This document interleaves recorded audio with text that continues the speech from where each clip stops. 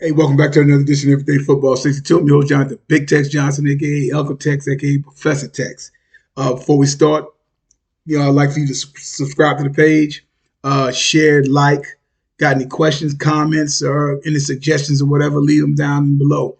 We're going to go ahead and go over week 6 real quick. I'm going to try to knock this out the park pretty quick. Go through some of these games. Go week 6, like I said, still a bit early and whatnot for this past week 6. And let's go ahead on and start off with Amazon Finest with another one of the Thursday night another Thursday night snoozer. Hey, look, like I said, man, I've talked about this here before and whatnot, and this is just one of those things. It is what it is. Wasn't the last couple of Thursdays has not been good football that's being played whatsoever. When it comes to this, the Commanders beat the Bears 12-7. Stinker of a game. You can say it's a little defense play, but it was just a bunch of blundering on both sides of the ball. If the Bears want Justin Fields to amount to anything, they need to give him some type of weapons, something like that, for him to be able to excel. They got a decent running game. They got a decent running game. Their defense is so or whatever, so they could do something. Then he need to get some wide outs.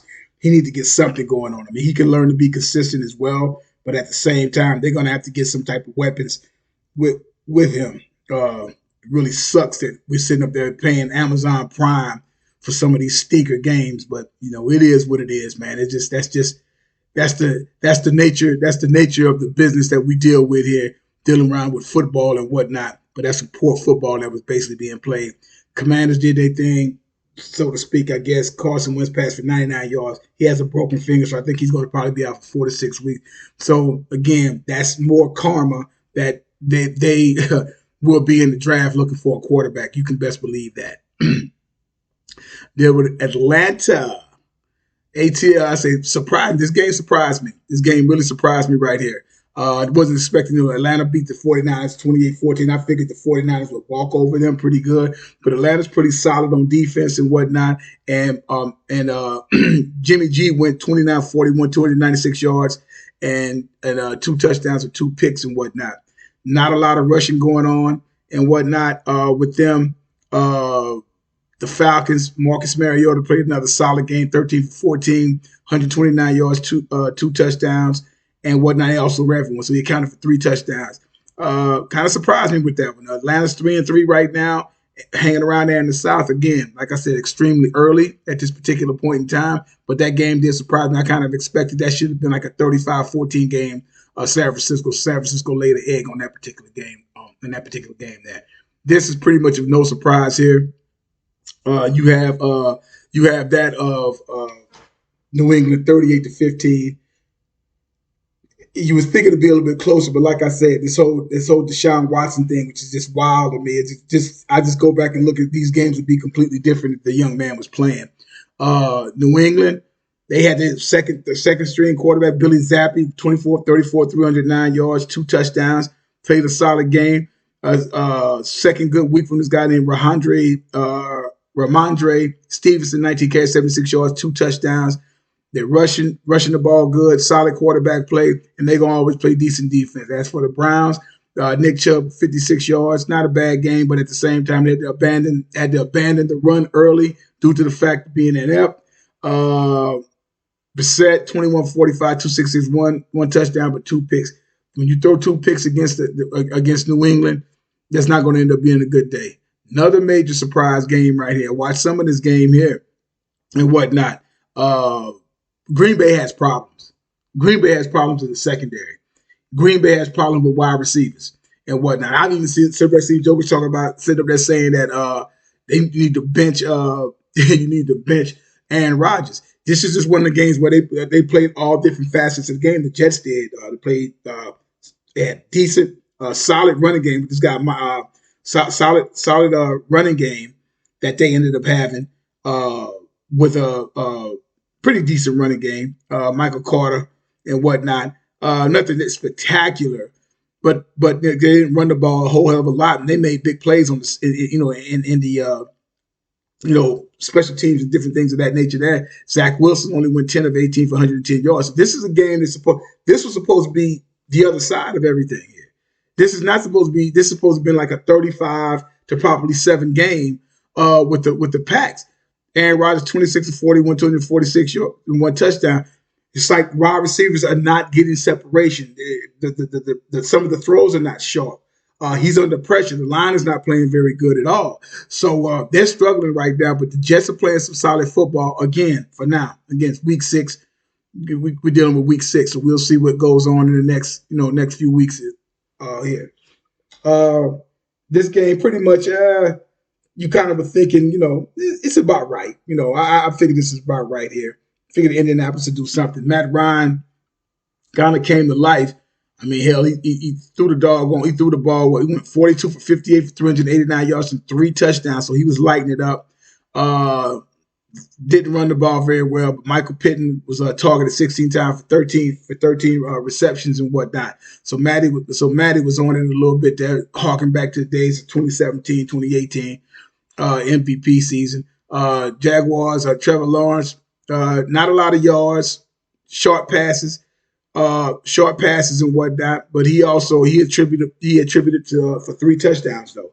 But again, Jaguars in certain situations they can't get out of their way, but that's what the Jaguars do. Minnesota, Miami, 24-16 Minnesota. Saw different bits and pieces of this game here. I thought Miami was going to shock them, but Miami is down to their 3rd string quarterback, and I don't know what to tell you. It's hard to really do anything. I say, well, because I think, Skylar Thompson and Teddy Bridgewater. Teddy ended up coming up doing relatively decent. I think they started Skylar, and then they brought in Teddy because Teddy was coming off a concussion protocol. Decent game, but he threw two costly picks. Minnesota has a decent defense. Vikings didn't do a whole hell of a lot, in my opinion. Cook had that long run that brought it up because he was struggling into that long run that he had for a touchdown, but 50-yard run, I believe, if I'm not mistaken. Cousins went 20 and 30 for only 175 yards with 2 touchdowns. Justin Jefferson, hell, he threw 6 of those completions, and 170 yards went to Justin Jefferson. So, Cousins has always been blessed to have wideouts. He's been blessed to have decent wide receiver, good wide. Now he's got one of the best receivers in the game now, and whatnot. And they came out there, but I thought that it looked like for a second that the Dolphins was going to give him some play because Minnesota started out pretty slow. But like I said, that's why you play the game. Like I tell people all the time: first half, second half. It's not how you start. It's all about how you finish. This is another game point. Here you go. Got Cincinnati Bengals, and the New Orleans Saints. And I've said this quite a few times. I said this last year, and I still continue to say this even with the Cincinnati Bengals right now. The Bengals, right? That's a team. One of their mainstays with that team there. They're young. They got a lot of talent on offense, right? That's Joe Burrow, 20 for 37, 300 yards, 3 touchdowns, and he actually ran for it. And he actually ran for a touchdown. He had 4 carries for 25 yards. Does what it takes to sit up there and win. If you got to take off running, he'll take off running and do whatever it is he has to do. They're going to fight. They're going to fight. If they're down, because it looked like the Saints was going to run away with this game, and then the Saints just started getting in the Saints' way. Defense tightened up a little bit for the Bengals, but then poor tackling. I saw poor tackling all over the place with the Saints. On Burrow when he ran up the bit for like about 15-yard touchdown and whatnot, poor tackling on Jamar Chase. They had poor tackling altogether. The Saints on offense, Kamara, another solid day, 19 carries, 99 yards, no touchdowns, but Andy Dalton, 17, 32, 162, and a touchdown. Saints shoot themselves in the foot, man. They shoot themselves in the foot, and but the Bengals are going to keep playing. They're going to keep playing until the whistle is blown. That's what makes them a dangerous team because they can play some crappy ball. And they can't sometimes get out of the way. But if you keep leaving them around and you don't bury them, they will come back. And they get hot. They're a hard team to stop once they get hot. Watched a lot of this game here. This is the majority of the game I watched Sunday. It shouldn't have ever even came to this, but it did. Uh, Daniel Jones, I can say dealing with Daniel Jones. I say it's 24-20 the Giants. The Giants for real. I don't believe that, but they can say what you want to say. New York looks nice right about now. But Dan Jones only with 19 for 27 for 173 yards and 2 touchdowns. Saquon Barkley had a decent day, somewhat, 83 yards. He had a nice little run, but he was pretty much bottled up all day with the exception of about a 20-yard run that I think he ended up having and whatnot.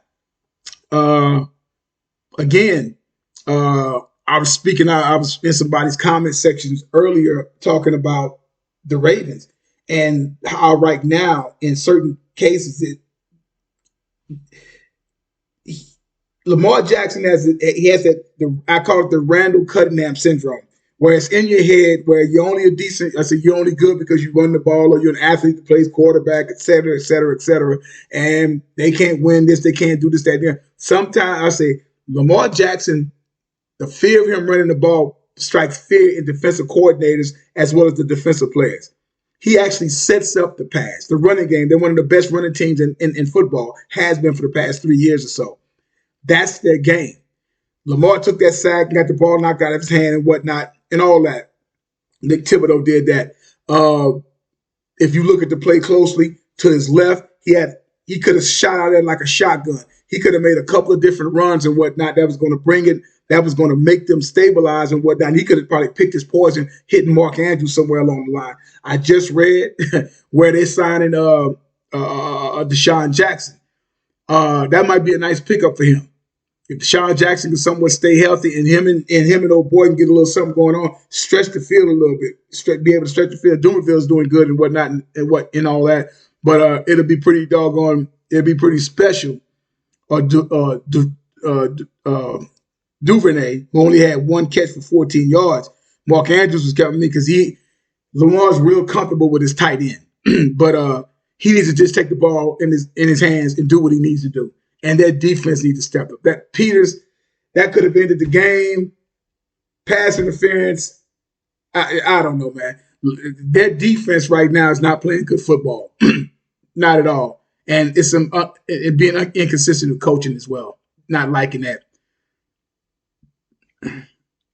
Pittsburgh and Tampa Bay. I think one of the main things that everybody looked at when Tom Brady was going in on his offensive line and he was going at it with them. The Steelers, they needed this one. Steelers needed this win, and they got it against Tampa Bay.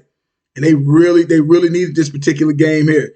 Brady went 25 for 40 for 243 yards and 1 touchdown.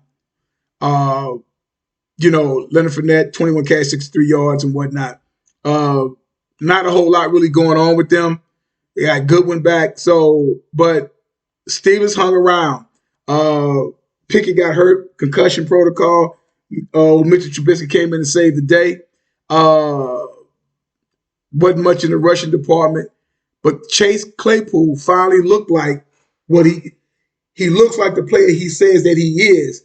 And this is the first week here that I've seen it, even starting back from last year. But he's going on there. He looked like the player that he says that he talks about that he is. So we'll see how that side lasts because he has to be that dude. Juju's there, not there no more. AB ain't there no more. He has to pick it up, and they got to get some type of camaraderie going on with them in order for them to do anything. And Pittsburgh defense looks somewhat decent and whatnot finally, because they definitely haven't looked like anything all year long. Carolina and the Rams. Carolina's reeling. They're gonna have to blow that team up. It's been talks of getting rid of Christian McCaffrey, sending him to the Bills, et cetera, et cetera, et cetera, all that other type of stuff. We'll see what ends up happening with that.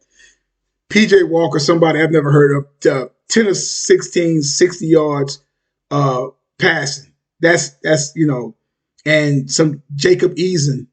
What is that? Tony Eason's son. 3 of 5, 59 yards and a pick. They're reeling at quarterback. Baker's hurt. McCaffrey, 69 yards rushing and 89 yards receiving. I've said this, and then people call me a hater. They call me a lot of different things. Shit, I don't care, but I know football. You can give Christian McCaffrey all that stuff and put the ball in his hands and whatnot. Look at the record of the team since Cam has left that particular place. And because ever since they went 6-2 back in that was 2018, when Cam was like a basically MVP candidate, then he actually got hurt, really hurt bad, but the football player in him caused him to keep playing, and they end up losing all those games and whatnot. And then, okay, we're going to put the ball completely up in his hands altogether, in Cafferty's hands. Yeah, he did his thousand in 2019, and he's basically been hurt for the last 2 years. The team hasn't won basically any games for average like 6 or 7 games won the past couple of years, and he hasn't even. He's been out almost 2 seasons for the amount of games that he's missed. You can give him all them yards and all that kind of stuff like that, but that's not. But what happens is that's putting some nice stats together, but that's not winning any football games. Arizona and Seattle, man, this is a hard one here, man. Be rooting for Kyler for him to do his thing and whatnot, but he threw a pick, he coughed up a fumble, but again, 23 for 37, 222 yards passing a pick, 10 times rushing for 100 yards. Somebody else has to step up. He needs D-Hop bad. I think he's lost Hollywood for the season and whatnot. He at this particular point, there's really no weapons for him to really get down with and whatever. And in a few mistakes that he's made here and there. The Seahawks, Geno, 20 and 31, 197. He's not getting in his way. Kenneth Walker, short kept out of Michigan State, doing his thing, 21 carries, 97 yards. And everything. Geno even had 6 carries for 48 yards. They're playing consistent at 3-3. The Seahawks, like I say, still mad early and whatnot. But this is do or die for Cliff Kingsbury. Do or die. Do or die. Like I said, he's offensive mind and all that good stuff. But that man ain't never really been no winning coach nowhere. But he's in his 3rd year of a head coaching job over here in Arizona. But go figure. Buffalo and Kansas City, another thriller. Holmes throws that pick, but I was like, Von Miller was the difference. Von Miller, the pressure, he is the difference. He is a difference. I don't care what anybody say. Josh Allen went 27-40 for 329 yards, 3 touchdowns. Singletary ran the ball relatively well, 70 carries, 85 yards. Stephon Diggs, 10. Again, Kansas City's defense is their Achilles heel. As long as they got Mahomes, they're going to always be in the game. Mahomes get hurt, this team probably will barely even win a game because they have they have a couple of guys up front on the defense, but like, look, man, they're running. You can run the ball on them, and they are getting torched in the secondary like nobody's business. They're getting torched in the secondary, and you go back to the Chiefs, Mahomes 25-40, 338. Yards, 2 touchdowns, 2 picks. They're not really running the ball well at all, and any of that. And they're still in this game, still had an opportunity to still win this particular game, and whatnot. And just but again, still mad early. We'll see what goes on with that. But right now, Buffalo, you can say look like the favorite, but we'll see. We'll see what happens with that. Dallas and Philly. Not much to say here. The only thing I hated that they fell in the hole real early, and Ezekiel was having a really good game. Ended up finishing only with 13 carries, 81 yards, 1 touchdown. Cooper, they came back, had an opportunity. Cooper rushed 18 for 38, only 181 yards, 1 touchdown, 3 picks. That's the difference. But really, the difference was when Dallas when it was 17-20 when 17-20 when they got the touchdown they threw to the tight end, rushed through to the tight end. As good as Dallas defense somewhat played, they didn't step up when they needed to, and the Eagles just ran the ball down their throat. Jalen Hurts only was 15 for 25, 155, 2 touchdowns. Miles Sanders ran the ball relatively well. He basically ran the ball well on that drive that got them from when they scored. When they scored, they got to 26. If they stopped them, and Dallas is hot, but they didn't. They didn't stop them when they needed to stop them, and Dallas couldn't get out of their way. And you can't throw 3 picks against too many teams, especially a good defensive team like the Eagles, and expect to come out with a W. And I guess all this talk now about Cooper Rush there's going to be a quarterback controversy. Yeah, even Cooper Rush knows better than that. And of course, last night, there's some hard hitting going on. It was a good defensive game. Broncos got a good defense. Broncos got a good defense. Chargers got a good defense. I thought Russ had found his mojo back. Everything was 10 for 10 at first. But then you only complete 5 more balls in the second half. 5 more. Melvin Gordon got benched. Latavius Murray ran the ball very well. Coaching, man. You have got 9 yards on 2 carries in this 3rd and 1, and you decide to try to throw the ball. Run it. You're in overtime. Get the first down. Get it? You get the first down, and you keep moving the chain. If you got to run it every play, run it till they stop it. You're trying to win the game. Clearly, there was no separation. They made adjustments. San Diego made adjustments because one thing that I'm seeing with Denver, the Denver's wide receivers, they are getting no separation. Now that the tight end, the tight end for them, let me see here. The tight end for them, what's my man's name? Oh, where's it? Where's it? Broncos. Because he was getting his tight end pretty decent. I want to say a couple of times he was hitting a couple of decent ones. Let me see here. Where am I at? I'm looking at the Broncos, Chargers, Broncos.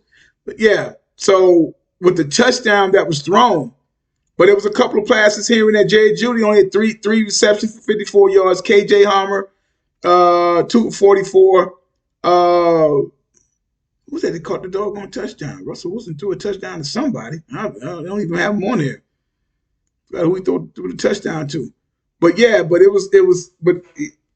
people were getting open, and then all of a sudden, then now all that closed up. He made plays that made him like Russell Wilson again. But I'm like, it's issues with him and it's issues with that coaching, man. And then the doggone the special teams. I had a feeling that kid was gonna miss that ball. Had a feeling. Put him on there, and Denver did whatever they do. But then then old boy made that play. Justin Herbert, 37 for 57 for 238 yards. He didn't have that great of a game. Denver defense did what they're supposed to do. They should have won that game. Not well coached game, not a good quarterback game that was played, but they still was able to win that game. I said, really technically these jokers should be basically 4-1, 4 and possibly even 5-1, but they've gotten in their way. So we'll see what happens with them. There's a lot of people that's calling for this joker's head, but hey, man, like I say though, man, that's my thing there for this week. Any comments, anything like that, leave them below and whatnot. And like I tell you guys all the time, I said there's no GOAT, there's no greatest of all time as long as time is still going on. And like I say all the time, numbers don't lie and get emotional. People do. You guys have a good one.